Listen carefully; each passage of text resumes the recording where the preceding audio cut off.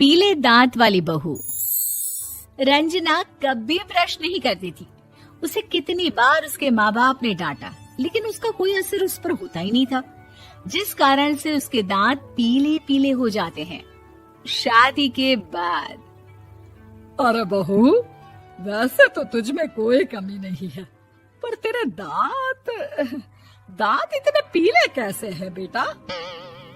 कैसे मतलब? कोई सर्जरी थोड़ी ना कराई है। वो तो क्या नाम, मैं ब्रश नहीं करती थी तो पीले हो गए। अब क्या करूं? आप कहें तो लाल करवा लूं या फिर काले? यार ये क्या है, क्यों माँ से लड़ रही हो? लड़ रही हूँ? अरे मैं लड़ रही हूँ या ये बोल रही है कि दांत पीले हैं, पीले। अरे तपस्या थोड़ी ना की है इन्हें पीले करने के लिए। बकायदा ब्रश नहीं किया है 20 साल तक, तब जाकर। छी, कैसी बात कर रही हो? ये उस वक्त तो पीले नहीं थे जब हम लोग तुम्हें देखने आए थे। अरे तब साफ करवा लिया होगा डेंटिस्ट के पास जाकर। अब देखो कैसे पीले पीले लग रहे हैं। रंजना सास की तरफ गुस्से से देखती है। फिर शुरू हो गई पीले पीले पीले।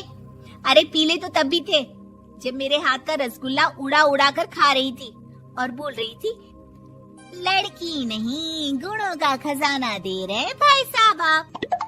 खैर, अब वो लोग करते भी तो क्या करते, पीले दांत वाली बहू पल्ले पड़ी थी तो झेलना तो था ही।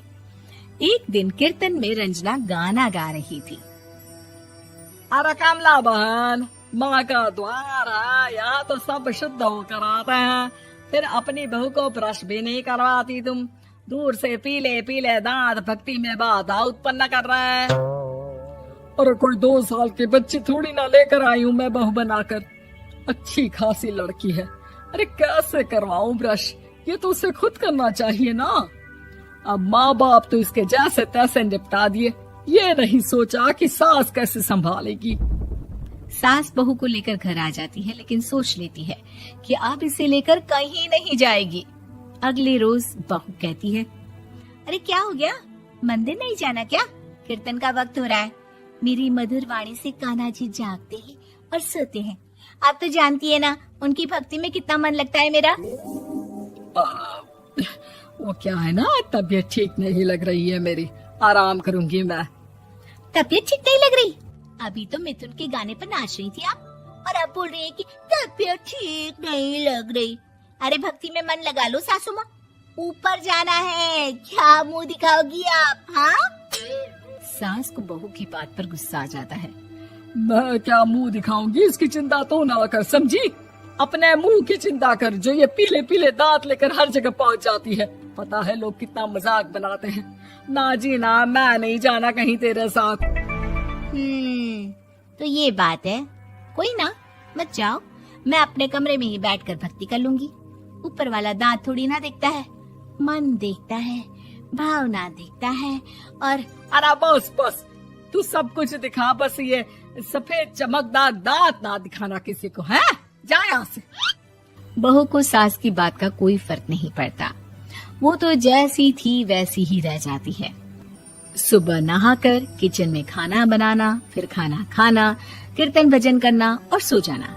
एक दिन, माँ जी मैं सहेली के घर जा रही हूँ, शाम को लेट आऊंगी। हाँ हाँ तो जाना, मैंने कौन सा तेरी आरती करनी है घर पर बैठकर।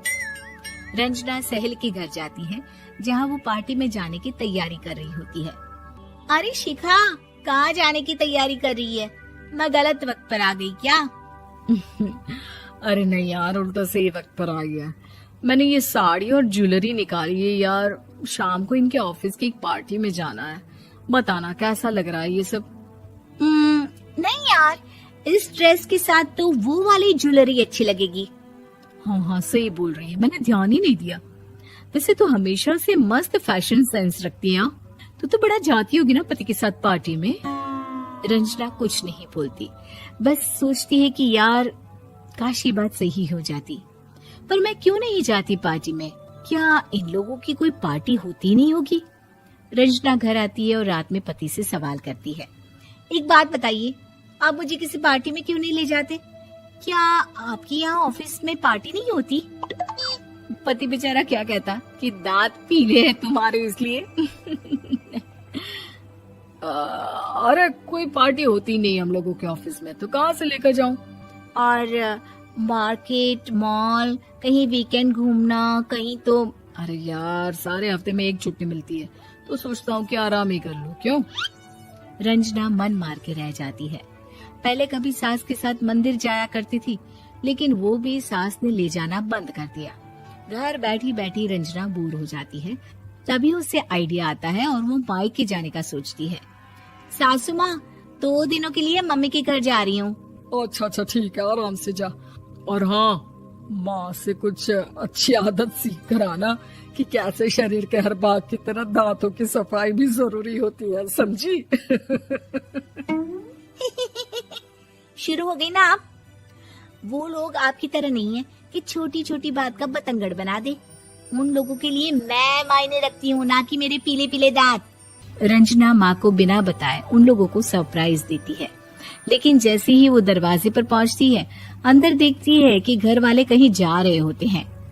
अब माँ, काश रंजना दीदी के दांतों वाली प्रॉब्लम नहीं होती, तो वो भी हम लोगों के साथ चलती ना बुआ जी की बेटी की शादी में। हाँ बेटा, लेकिन अब उसे कौन समझाए कि उसको उसके पीले दांत नहीं दिखते, लेकिन उसके आसपास के लोगों को कितना एम्बैरेसिंग फील कराते हैं। मुझे तो कितनी बार उसके स्कूल की टीचर ने शिकायत की कि उसके साथ कोई लड़की बैठना भी नहीं चाहती, और ना ही कॉलेज में कोई उससे बात करना चाहता था। लेकिन पता नहीं क्यों उसे ये बात समझ में ही नहीं आती। कोई कमी नहीं है उस लड़की में, बस यही कि दांत पीले हैं। वो तो भला हो जीजा जी और उनकी माँ का, जो दीदी को जैसी है वैसे ही रखा हुआ है।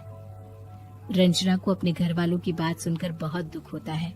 वो सोचती है कि वो क्या करे, लेकिन फिर वो सीधा डेंटिस्ट के पास जाती है, अपने दांत चमकाती है और कसम खाती है कि वो रोज ब्रश करेगी। अरे क्या हो गया? तुम तो 2 दिनों के लिए गई थी ना। पर कोई ना, अच्छा है, चलो आ गई तो। रंजना सास के सामने आकर खड़ी हो जाती है और पूरी स्माइल करती है, उसके चमकदार दांतों को दिखाती हुई। हैं? चले मंदिर। माँ, मुझे माफ कर दीजिए, मैंने आप लोगों को बहुत एम्बैरेसिंग फील करवाया। मैं आज से रोज ब्रश करूंगी।